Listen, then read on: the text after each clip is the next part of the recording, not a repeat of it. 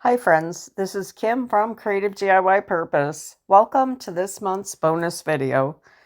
And for tonight's projects, we have one that we'll be upcycling, another that we'll be repurposing, and this one here didn't sell, so it needs a new makeover. Make sure you hit that subscribe button and that your notifications are on.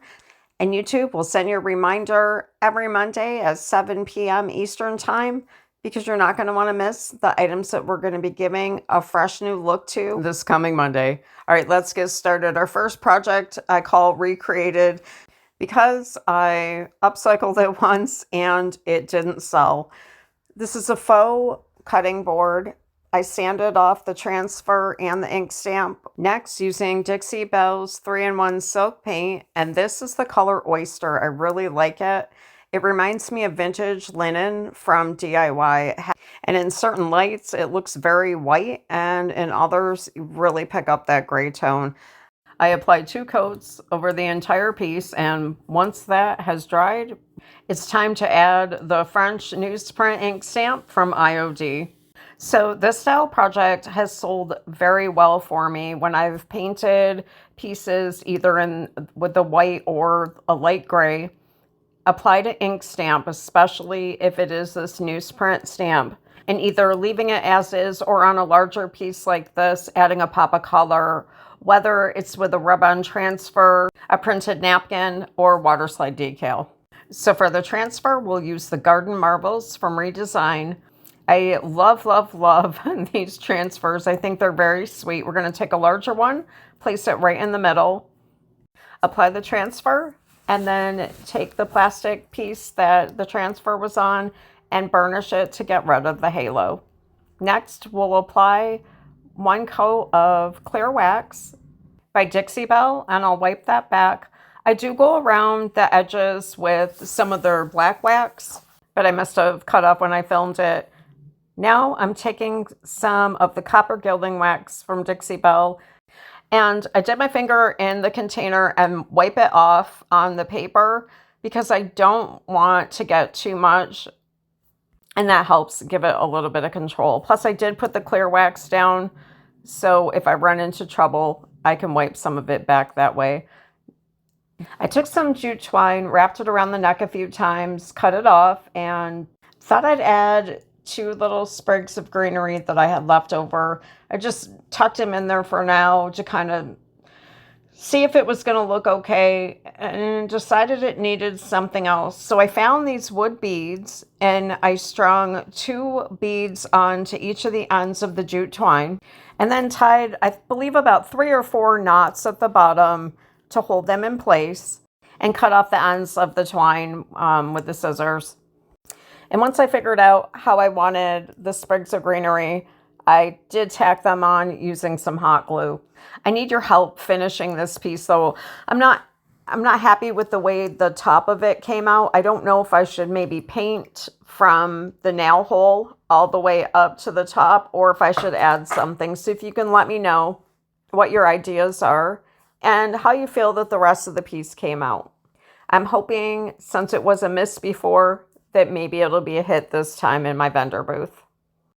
Project number 2 is both a repurposed project and a recreated project. I purchased 4 of these feet at a thrift store. It had a heavy staining and polyurethane. I sanded it down, and I applied a transfer.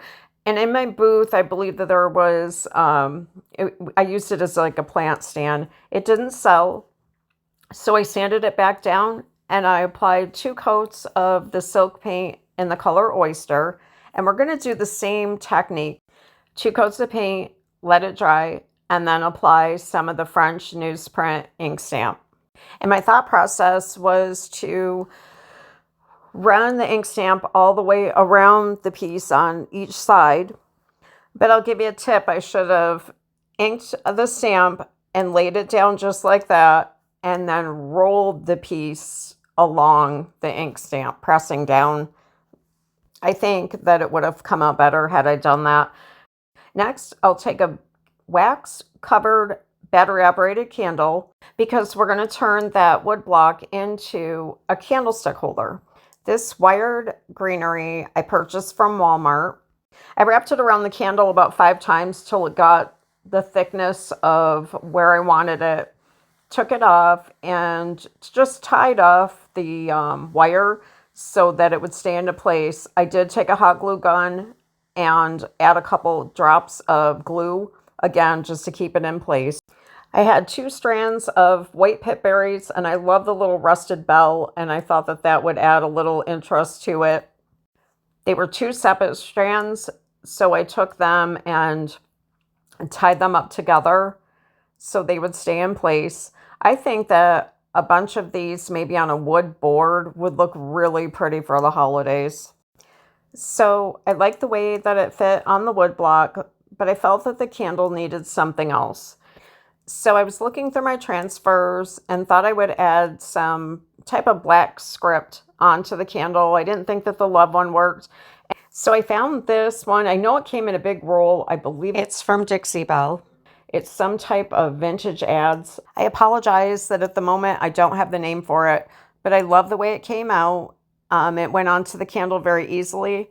So I just popped on that bottom greenery, and that is it. I think this one is my favorite project of today. Let me know what you think.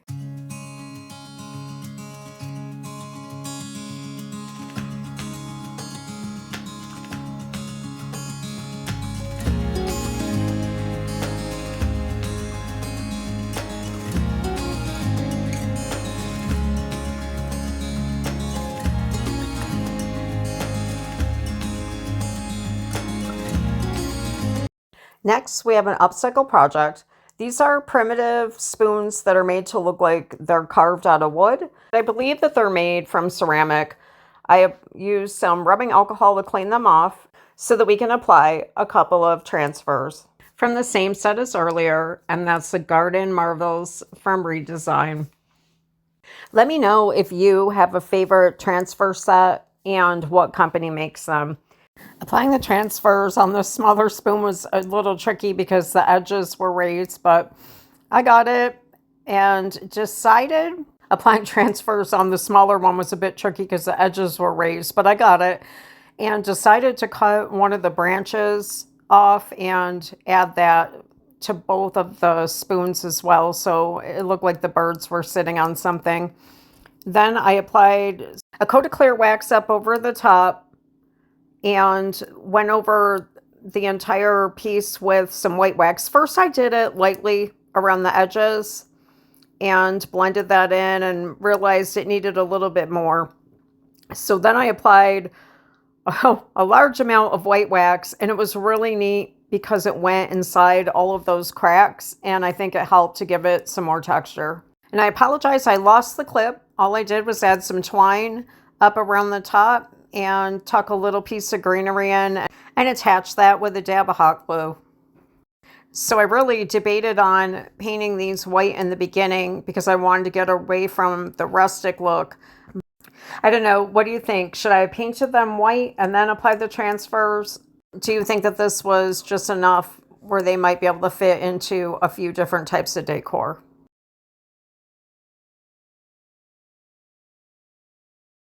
So I love upcycling all different types of furniture. This was a chair that was in my booth and it was buried under plants and it never sold. So I thought by keeping the original stenciling and adding the antique fair flea market stencil from Stencil Smith, I added just a little bit of something different. And this went into one of my new spots over at my friend's shop. And she can take my items and put them in other displays to add to them. This was a rocking chair that I painted and distressed and took that last weekend. And the same with this vintage drop leaf table. And that's the chair that I dropped off this weekend. And that desk and a few other items went a couple weeks prior. So be sure to come back on Monday at 7 p.m. for our regular weekly video. And here's a quick recap with the before and after photos of today's projects.